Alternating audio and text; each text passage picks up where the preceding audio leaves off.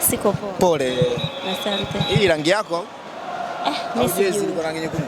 Sijui kwa kweli. Pole lakini. Nini nadhani shida? Shida ni mfumo wa wachezaji. Mfumo wa wachezaji au mfumo wa kocha?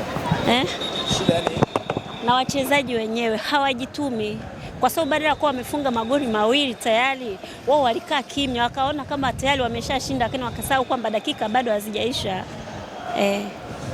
Sasa itakuwaje? Ndo basi tena. Unaelekea wapi? Naelekea nyumbani. Temeke. Unakuja nani? Nilikuja mwenyewe. Wewe kama msubiri. Jirani zangu. Majirani.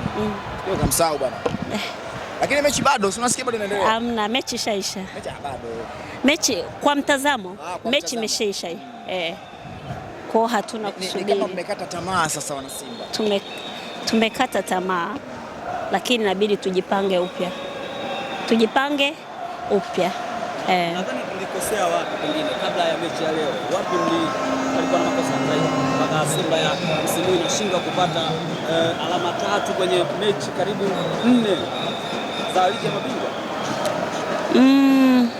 Kwa mtazamo wangu ni usajili ambao haukukizi viwango ambavyo tulikuwa tunavihitaji sisi washabiki wa Simba na wapenzi wa Simba. Nyinyi mlikuwa mnataka usajili gani?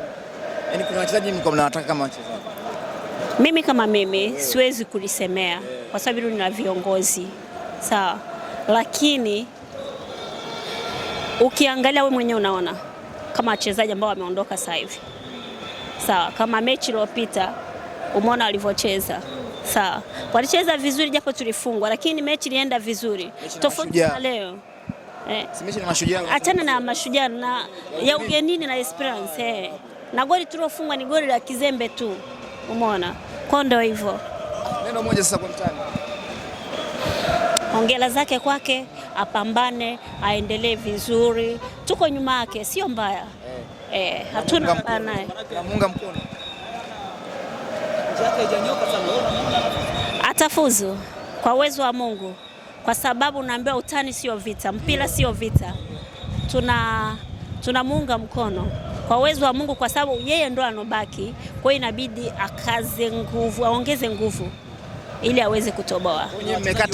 Wachezaji wapi wamesajiliwa dirisha dogo na wanapata bahati ya kucheza? Bado hawajaunganika, lakini kumbuka ndo kwanza wameingia, kwa hiyo bado hawajaunganika vizuri, ila tuna imani kipindi kijacho tutafanya vizuri. Kila la heri. Asante.